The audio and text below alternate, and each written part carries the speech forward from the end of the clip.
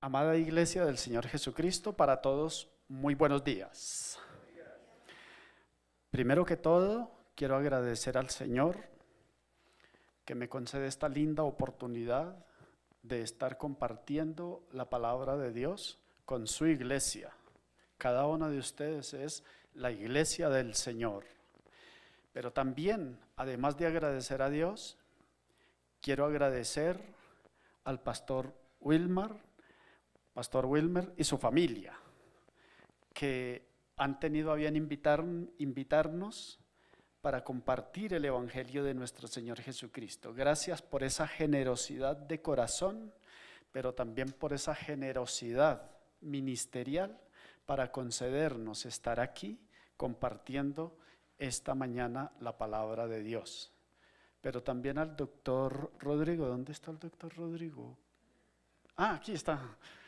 Doctor, gracias por ese detalle tan bonito que ha tenido con nosotros, además su trabajo profesional, de vincularnos con esta comunidad de fe. Gracias, porque también eso es muestra de su generosidad espiritual, de su generosidad como ser humano. Muchas gracias. Dios lo bendiga. Y también agradecer a la iglesia del Señor Jesucristo, porque el hecho de que ustedes estén aquí y que es la primera vez que me ven, la mayoría de ustedes es la primera vez que me ven, y que estén dispuestos a brindarme su atención, a brindarme esa sencillez de espíritu para escuchar la palabra, eso también es muy valioso, lo reconozco y les agradezco que estén dispuestos a escuchar la palabra de Dios. Así que yo quisiera que oráramos y que pidiéramos que Dios nos bendiga con su palabra, porque es la palabra de Dios. Y pidámosle al Señor que hable hoy a nuestros corazones, que toque todo nuestro ser. Así que voy a pedirle que por favor incline su rostro un momentico y que tenga la amabilidad y nos dirijamos a Dios para decirle: Padre del cielo y de la tierra, en el nombre de nuestro Señor Jesucristo, te queremos pedir que nos bendigas con tu palabra. Hemos cantado, hemos adorado, hemos exaltado tu nombre. Y ahora mira nuestro corazón anhelante, Señor. Mira que nuestro corazón anhela, así como el ciervo brama por las corrientes de las aguas, así clama por ti, oh Dios, el alma mía. Que esa sea la expectativa de cada creyente en esta mañana, de cada invitado, Señor. Te quiero pedir que prepares todo nuestro ser, que prepares nuestro corazón, que bendigas a cada uno de mis hermanos que se ha hecho presente para adorar tu nombre y para escuchar tu palabra. Que tu espíritu haga de nuestro corazón esa buena tierra en la que tú siembras. Y si tú siembras, la cosecha viene. Bendito sea tu nombre. Y también te ruego que me bendigas, que me ayudes y que me uses en la proclamación de tu palabra, Señor. Amén. Bueno, mis hermanos, el título del sermón en esta mañana es: He hallado el libro. Así es el título del sermón. He hallado el libro. Y vamos a leer la palabra del Señor en Segunda de Reyes, capítulo número 22, del verso 3 hasta el verso 13 inicialmente. Segunda de Reyes, capítulo 22, verso 3 al verso 13.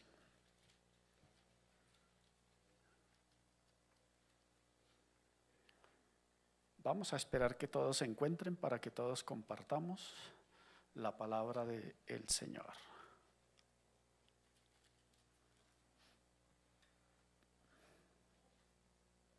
Creo que ya todos la tenemos.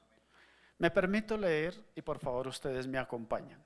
Dice así: a los 18 años del rey Josías, envió el rey Asafán, hijo de Azalía, hijo de Mesulán, escriba de la casa de Jehová, diciendo: ve al sumo sacerdote Hilcías y dile que recoja el dinero que han traído a la casa de Jehová, que han recogido del pueblo los guardianes de la puerta, y que lo pongan en manos de los que hacen la obra, que tienen a su cargo el arreglo de la casa de Jehová, y que lo entreguen a los que hacen la obra de la casa de Jehová para reparar las grietas de la casa, a los carpinteros, maestros y albañiles, para comprar madera y piedra de cantería para reparar la casa.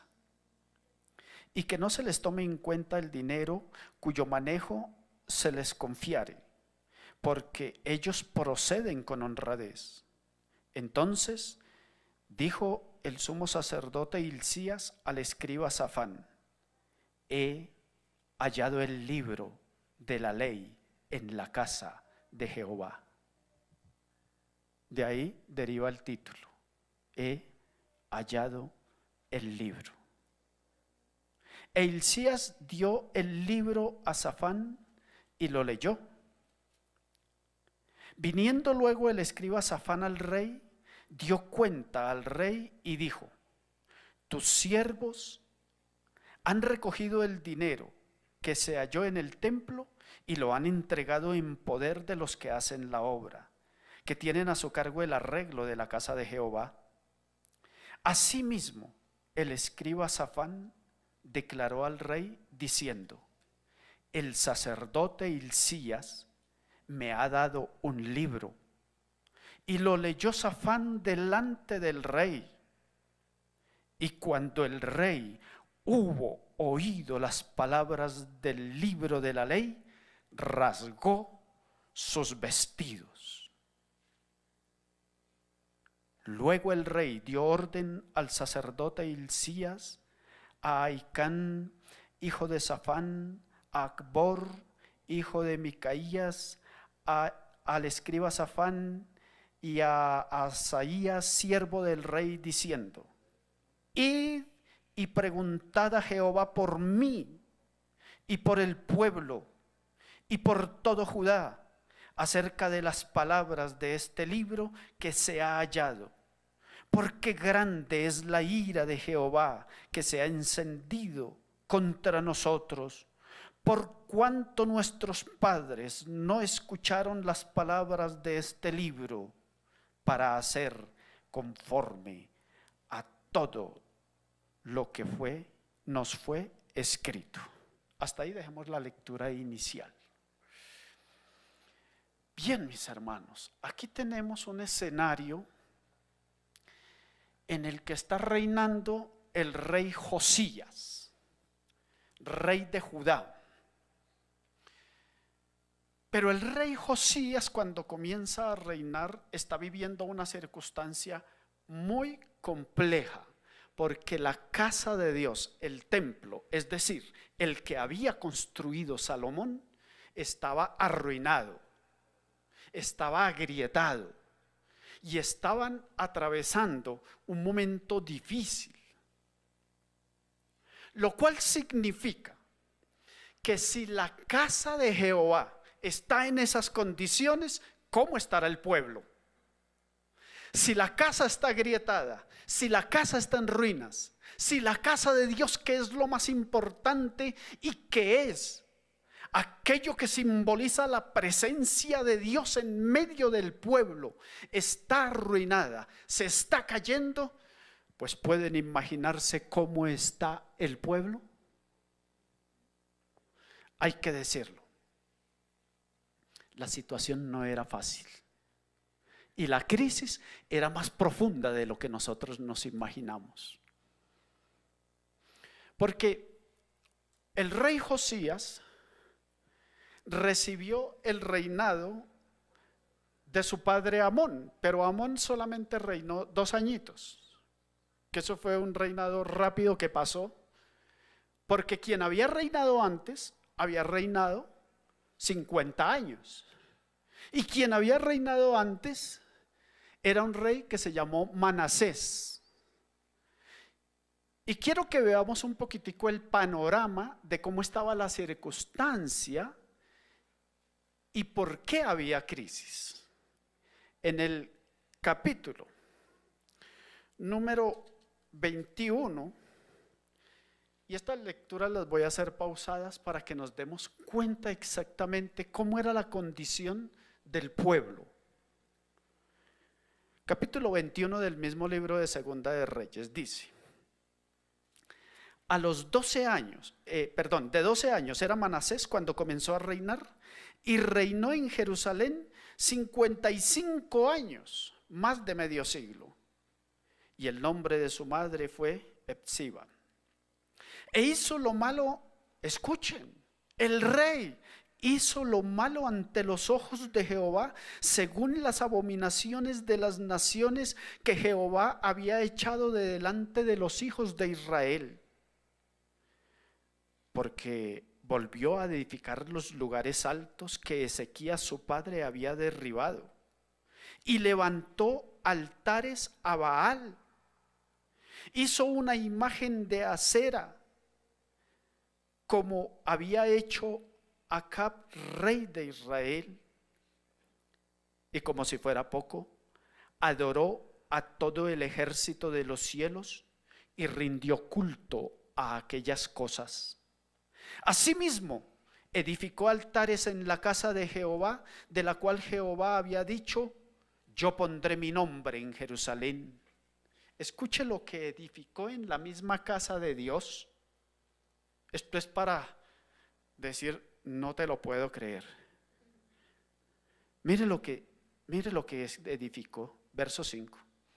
Y edificó altares para todo el ejército de los cielos en los 2 atrios de la casa de Jehová, y pasó a su hijo por fuego. Si había algo que abominaba a Dios, si había algo que detestaba a Dios, era que ofrecieran a sus hijos en sacrificio pasados por el fuego a un dios pagano. Y sin embargo, Manasés pasó a su hijo por fuego. Y agrega: y se dio a observar los tiempos, y fue agorero, e instituyó encantadores y adivinos, multiplicando así el hacer lo malo ante los ojos de Jehová, para provocarlo a ira. Y puso una imagen de acera que él había hecho en la casa de Jehová.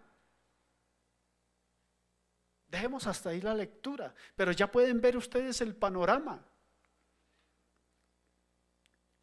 Este rey había conducido al pueblo de Dios, a la nación que Dios había llamado, la condujo a la idolatría, le levantó a altares paganos, levantó altares a dioses paganos. Cuando ofrecían los hijos al fuego, normalmente los ofrecían a un dios pagano de los amonitas y de los amorreos que se llamaba Moloc, y se lo ofrecían en sacrificio. Pero levantó altares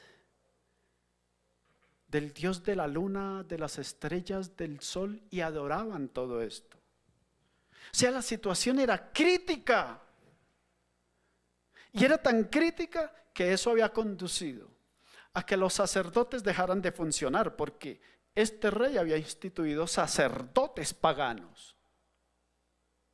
Y los sacerdotes de Dios habían quedado marginados.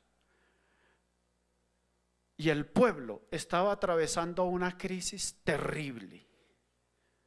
Pues bien, vuelvo al relato de Josías, que mandó arreglar el templo.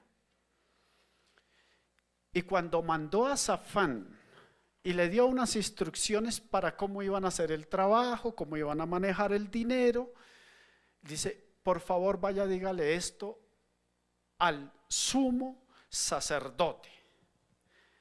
El sumo sacerdote se llamaba Hilcías. Y entonces el sumo sacerdote le entregó el informe a Safán. Safán era más o menos un secretario del rey, pero también era un funcionario del templo. Entonces le dice: ya se hizo todos los arreglos, ya se le dio la plata a los maestros, a los carpinteros, a los albañiles, ya todo eso está funcionando. Pero quiero decirle algo más. Encontré un libro. ¿Cómo? Sí, encontré un libro. Y dice que se lo dio. Y dice que Safán leyó el libro. Y cuando Safán lee el libro, dice: ¿qué es esto? ¿Qué es esto? Y el sumo sacerdote Hilcías le da instrucciones. Cuando entregue informe al rey, dígale que encontré esto, que he hallado el libro, que he hallado el libro, no cualquier libro, el libro. Y Safán fue y dio el informe al rey. Y le dijo: todo está funcionando perfectamente. De acuerdo al cronograma que hemos trazado, está funcionando todo bien. Los maestros están haciendo su trabajo.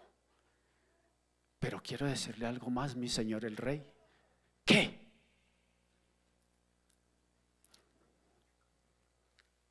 El sumo sacerdote dice: he hallado este libro. Y dice que Safán leyó el libro delante del rey. Y cuando el rey comienza a escuchar lo que dice el libro de la ley, lo que dice aquello que había escrito Moisés, dice: rasgó sus vestiduras. ¿Qué significa eso de rasgar las vestiduras? Significa que se conmovió por lo que decía en ese libro. Significa que le llegó una profunda preocupación tanto por él como por su pueblo, que le llegó una terrible angustia a su espíritu, que no la pudo controlar, porque cuando le leyeron el libro quedó asombrado. Y lo que yo pretendo en esta mañana es invitarles a descubrir las virtudes del libro, es decir, de la Biblia, para el hombre de hoy. Eso es lo que quiero, con base en este relato. Así que veamos qué son algunas de estas virtudes. Cuando el rey Josías encuentra ese libro, queda asombrado, entristecido y angustiado. Y entonces él dice: ¿qué hago? ¿Qué hago? ¿Qué es el mejor camino? Y dice: por favor, vayan y consulten a Jehová por mí y por mi pueblo. Les estoy leyendo lo que dice ahí, ¿no? Estoy leyendo en el verso 13. Id y preguntad a Jehová por mí.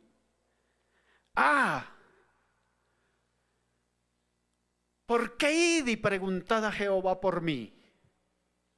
Pues es que imagínense.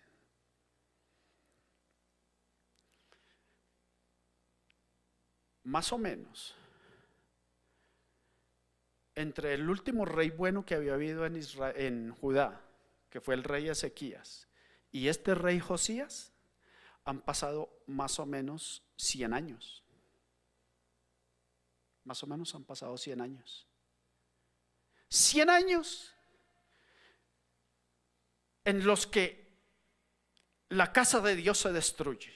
La idolatría se promueve en medio del pueblo. Los sacerdotes de Dios dejan de funcionar. 100 años en los que aún la ley de Dios el libro de Dios, no lo conocían. Y parece extraño decir que Israel no conocía la ley de Dios, pero no la conocían. ¿Y por qué manda a preguntar? Vayan y pregunten a Jehová por mí. ¿Saben qué fue lo primero que descubrió y sabe cuál es la primera virtud de este libro maravilloso? Es que este libro maravilloso revela quién es Dios. Imagínense, tenían templo pero no tenían la ley, no conocían. Es que sí se dieron cuenta que hallaron un libro que no lo conocían.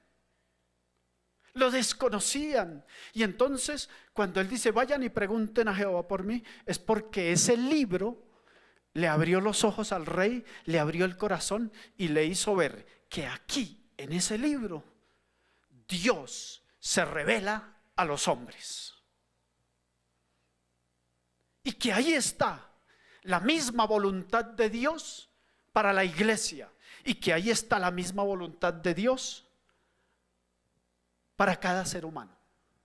Y el rey descubrió a Dios en ese libro. Y por eso vayan y pregunten a Jehová por mí. Porque me aterra pensar que vivo sin Dios. Porque me aterra pensar que gobierno sin Dios. Porque me aterra, gracias, muy amable. Porque me aterra saber que estoy al frente del pueblo de Dios, pero que el pueblo no conoce la ley de Dios. Y por eso, vayan y pregunten por favor a Jehová por mí.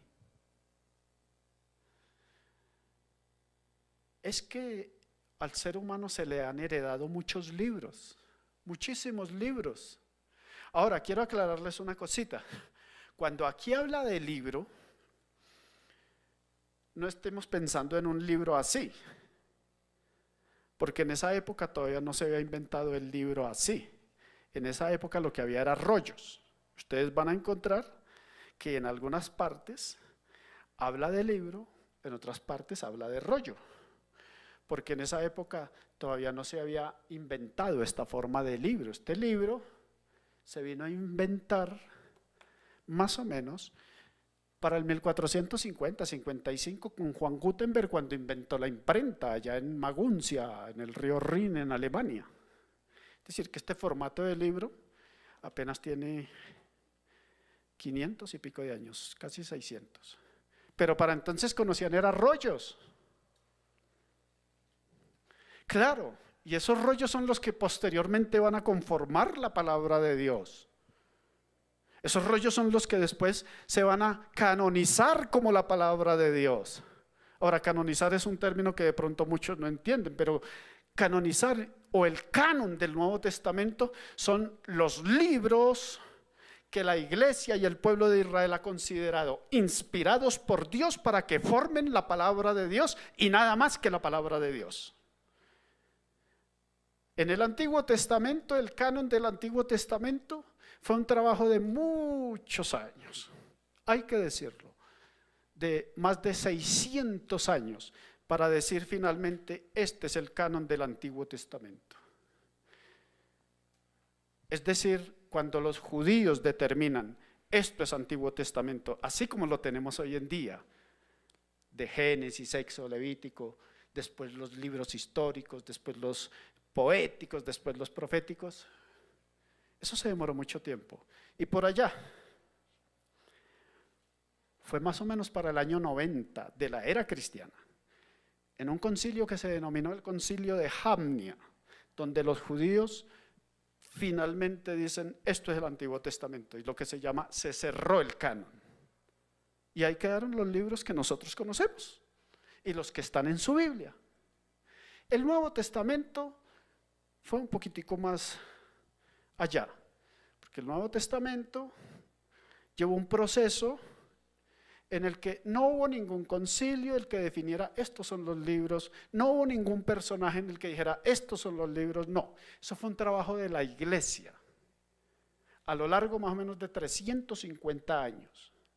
Es decir, así como les dije que el canon del Antiguo Testamento se cerró para el año 90 de nuestra era por los judíos, el canon del Nuevo Testamento, es decir, cuando se decidió finalmente qué es el Nuevo Testamento, que va a guiar, que va a orientar a la iglesia, eso vino a terminarse entre el año 300 y 350 después de Jesucristo. Y fue un trabajo que hizo la iglesia. Bueno, es largo y no podemos detenernos en ello. Pero al ser humano se le han heredado muchos libros. Pero no todos los libros hablan de Dios. Seguramente todos hemos escuchado hablar de un libro que se llama La Divina Comedia de Dante Alighieri. Un libro que se escribió para el siglo XIII. Un libro que ha hecho historia y que es un clásico. Se escribió en italiano. Es más, se escribió de muchas cosas cristianas, aunque la visión de Dante Alighieri fue un poco distorsionada de lo que era el cristianismo, pero se constituyó en un clásico. Pero fue un libro que le reveló a Dios a la humanidad, no. Además, distorsionó muchas cosas del cristianismo. Pero también podemos hablar de otros tantos libros. ¿Quién no ha oído hablar de Don Quijote de la Mancha? Es un clásico de la lengua española, pero ese es un libro de caballería de la época medieval. Y ahí, por más que quiera, el hombre no encuentra a Dios. Y de tantos libros que pudiéramos hablar, de 100 años de soledad de nuestro García Márquez, Premio Nobel de la Paz en 1982, pero eso es literatura mágica, eso es literatura de realismo mágico, una novela. Pero ahí el hombre no encuentra a Dios. Pero quiero decirles una cosa, iglesia, en esto que llamamos Biblia, que llamamos palabra de Dios, ahí usted encuentra a Dios. Y si usted quiere conocer quién es Dios, ahí encuentra quién es Dios. Como Josías el rey descubrió a Dios en el rollo que fue hallado, también la iglesia, si quiere y ha de encontrar a Dios genuinamente, lo ha de encontrar en la palabra de Dios. Porque es la palabra que Él nos heredó, en la que Él se manifestó y se autorreveló para manifestarse al pueblo. Algunos de ustedes dirán, no, pero es imposible que Israel no conociera a Dios, que no conociera la ley de Dios. Me voy a permitir leer otro pasaje. Y quiero que vayamos al libro del profeta Oseas. En el capítulo 4. Oseas capítulo 4. Es un texto muy conocido, aunque yo lo voy a leer un poquitico más amplio. Y lo voy a leer en la Nueva Traducción Viviente, porque es una traducción que nos dice muy claramente lo que estaba pasando allá en Israel. Libro del profeta Oseas, capítulo 4. Comienzo a leer del verso número 1. Y estemos muy atentos asociando esta lectura a lo que venimos diciendo. Verso 1. Escucha la palabra del Señor, oh pueblo de Israel. El Señor ha presentado cargos en tu contra, diciendo, no hay fidelidad ni bondad. Les recuerdo que estoy leyendo en Nueva Traducción Viviente, ¿no? No hay fidelidad, estoy en el verso 1 todavía, no hay fidelidad ni bondad, ni conocimiento de Dios en la tierra. Cuando habla ni conocimiento de Dios en la tierra, no se refiere a toda la humanidad, no se refiere a la tierra de Israel, se refiere al pueblo de Israel. Pero Dios mismo está diciendo, no hay conocimiento de Dios. Verso 2. Haces votos y los rompes. Matas, robas y cometes adulterio. Hay violencia en todas partes. Un asesinato tras otro. Por eso la tierra está de luto y todos desfallecen. Hasta los animales salvajes y las aves de los cielos y los peces del mar desaparecen. Verso 4, que es bien conocido. No señales a otro para echarle la culpa. Mi queja, sacerdotes, es contra ustedes. Así que tropezarán en plena luz del día, y sus falsos profetas caerán con ustedes durante la noche, y destruiré a su madre Israel. Y agrega el verso número 6. Mi pueblo está siendo destruido. Note la Reina Valera tradicional dice: mi pueblo ha sido destruido porque le faltó conocimiento. Pero en el fondo lo que Dios está diciendo es esto, y esta traducción por eso enriquece el texto. Verso 6. Mi pueblo está siendo destruido porque no me conoce. Así como ustedes, sacerdotes, se niegan a conocerme, yo me niego a reconocerlos como mis sacerdotes.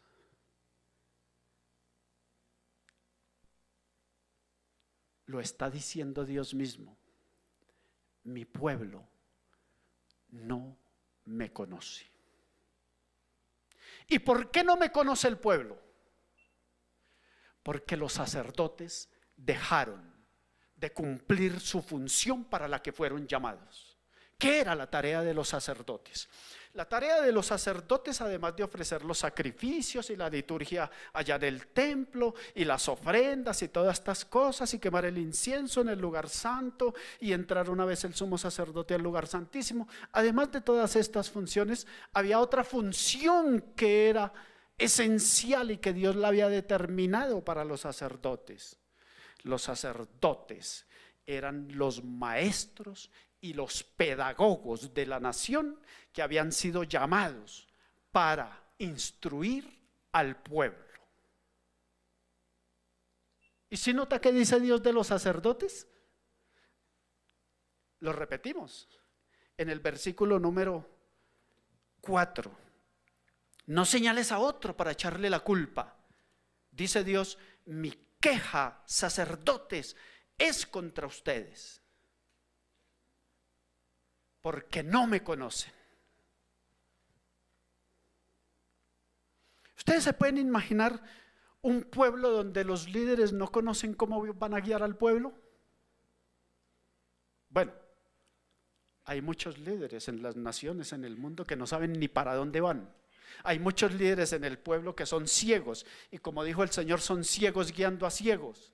Y por eso las naciones van de tumbo en tumbo, de fracaso en fracaso, de corrupción en corrupción, de crisis en crisis, porque no saben para dónde van. Y así le pasó a la nación de Israel. Sus pedagogos, sus maestros no conocían ni a Dios ni la ley de Dios. ¿Habrá fracaso o no habrá fracaso? Fracaso garantizado.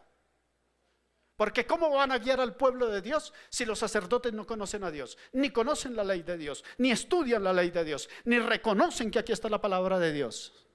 Y por eso es importante lo que hace Josías. Vayan, pregunten por mí ante Jehová.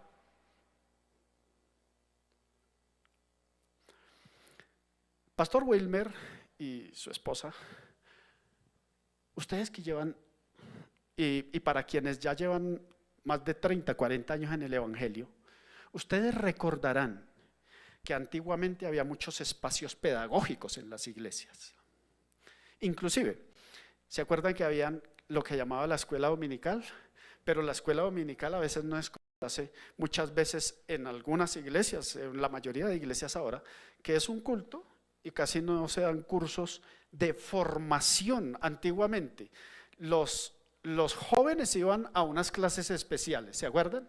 Los niños, bueno, eso se sigue haciendo a los niños, pero hoy en día casi se ha limitado a los niños. Pero los adolescentes iban a clase de adolescentes, los jóvenes a clase de jóvenes, parejas a clase de parejas. Y primero había una hora de enseñanza todos los domingos y después se bajaba un culto, así como estamos aquí. ¿Sí se acuerdan? Pero aparte de eso, entre los cultos de toda la semana había un culto que llamaba culto de enseñanza bíblica. Había culto de oración, había culto de enseñanza bíblica, más aparte había los cultos de los jóvenes y más aparte había cultos de los domingos. Pero había un culto específico en la semana que era enseñanza bíblica. Y como si fuera poco, recuerdan que se hablaba de, ¿cómo es que se llamaba esto?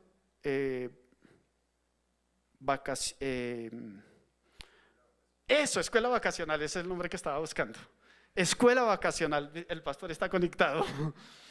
Escuela vacacional, exactamente. ¿Y qué se hacía en la escuela vacacional? Retiros para ir a enseñar.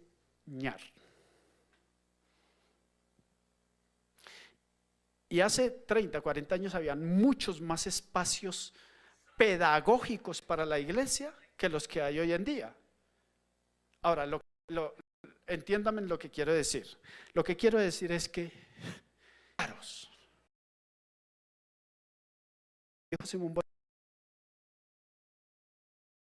una nación marcha de acuerdo a cómo marcha su educación.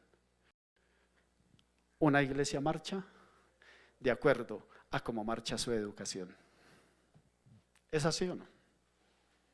Y por eso, si como iglesia nos hemos olvidado de fomentar espacios formativos, educativos, pedagógicos, donde se formen líderes capacitados con claridad en lo que es el evangelio, en lo que es la iglesia, en lo que es la misión que Dios nos encomendó, entonces la iglesia tendrá claridad para dónde va. Mientras nuestros líderes no tengan la formación y mientras nuestros pastores no tengan la formación adecuada, va a haber crisis en la iglesia. Hace 150 años,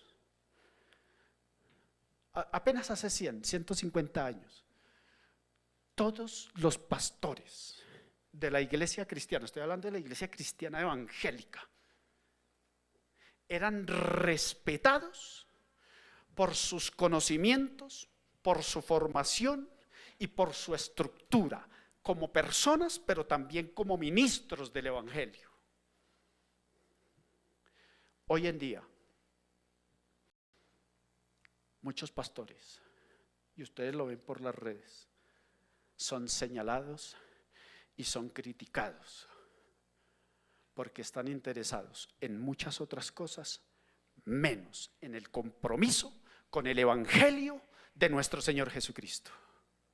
Porque falta la formación, porque falta que esta palabra ocupe el lugar que debe ocupar en la iglesia, que esta palabra ocupe el lugar que debe ocupar en la familia, que esta palabra ocupe el lugar que debe ocupar en el corazón del ser humano. Dijo el salmista: oh, cuánto amo yo tu ley, todo el día es ella mi meditación. ¿Usted podrá decir lo mismo?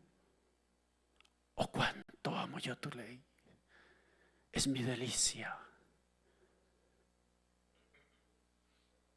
es mi fascinación,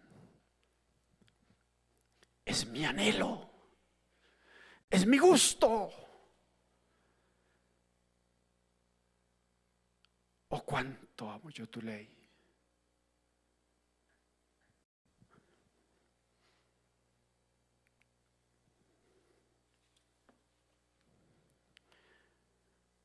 Ya les dije la primera virtud. La Biblia nos revela a Dios. Pero el relato sigue. Uy, ya estoy sobre el tiempo. El relato sigue y dice: fueron a consultar. Entonces, mire la respuesta. ¿Se acuerda que el rey mandó a preguntar? Pregunten por mí ante Jehová. Entonces, mire la respuesta. Dice, verso 15, estoy en Segunda de Reyes 22:15. Y ella les dijo, ¿quién? Una profeta, una profetisa.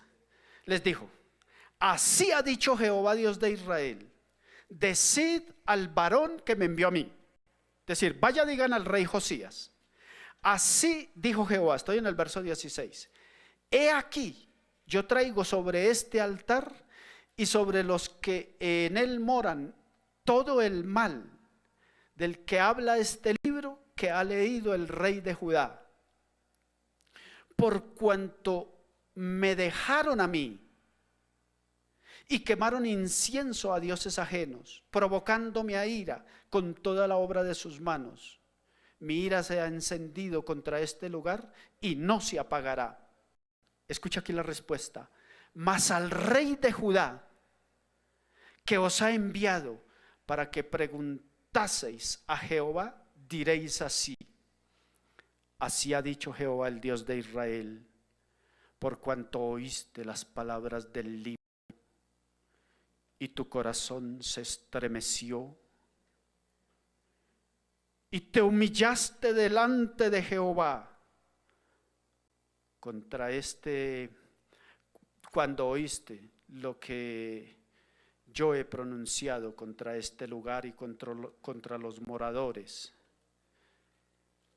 vendrán a ser asolados y malditos. Y agrega, y rasgaste tus vestidos y lloraste en mi presencia, por eso yo también te he oído.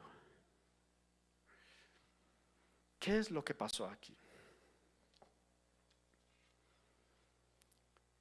El rey escuchó, oyó y escuchó atentamente.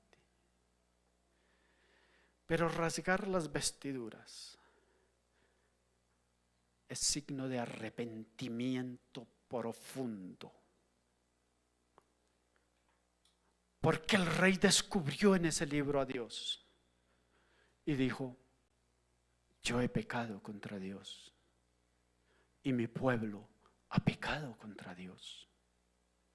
Por lo tanto, su corazón se estremeció.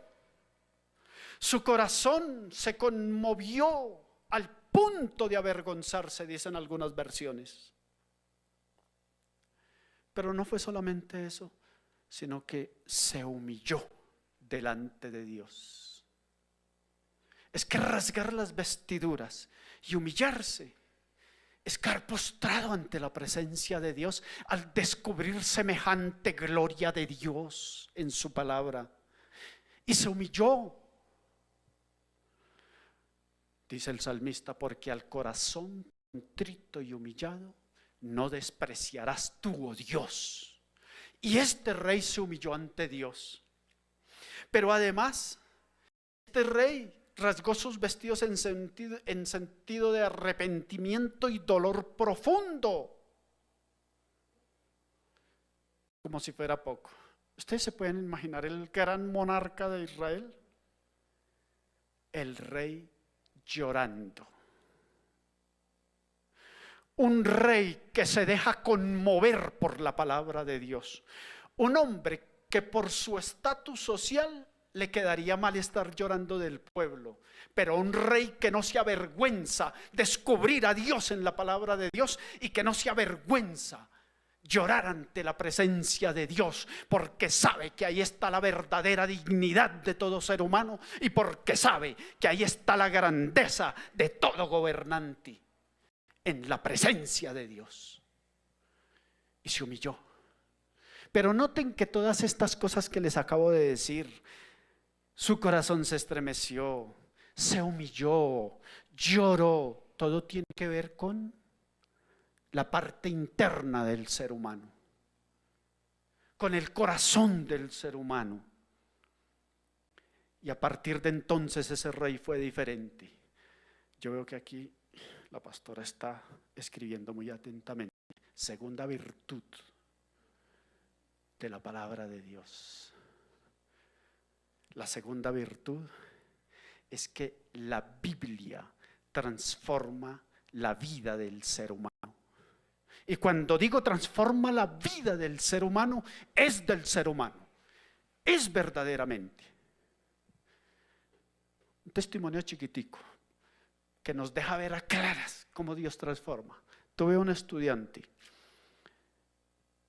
que por casi 20 años fue homosexual y hundió su vida en el homosexualismo totalmente, totalmente. Y un día dijo: quiero cambiar. Dice: hice esfuerzos por cambiar y no pude. Acudí a psicólogos y no pude. Busqué ayudas en consejeros y me fue imposible. Siempre me veía doblegado por esas pasiones, por esas inclinaciones, y cedía. Y dice: pero un día alguien me habló del Evangelio, alguien me habló de este libro,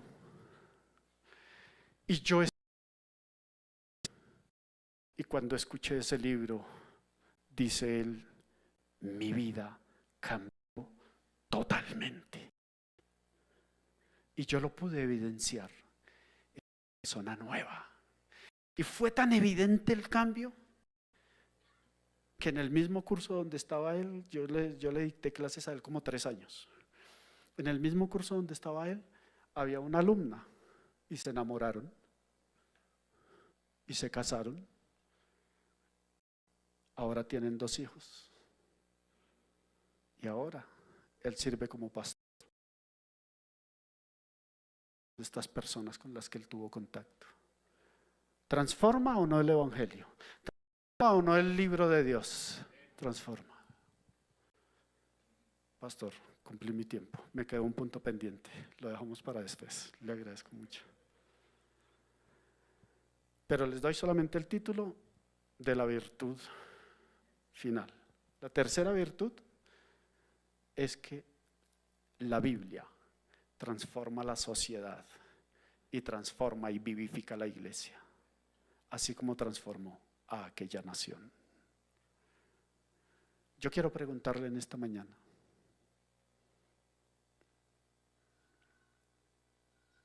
¿halló usted el libro? Pero no solamente que lo haya hallado y que lo tenga en la mesita de noche y que pueda escribir sobre la pasta, porque no lo abre, sino que si lo halló en su corazón, en su alma, sino que si lo halló en su alma, y que si ese libro le ha transformado, y que si ese libro le ha cambiado, todo aquel que anhele un cambio genuino para su vida, aquí está.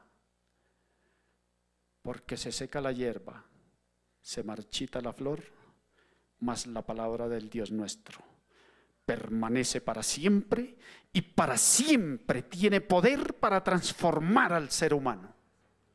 Así como le transformó a usted, tiene poder para seguir transformando.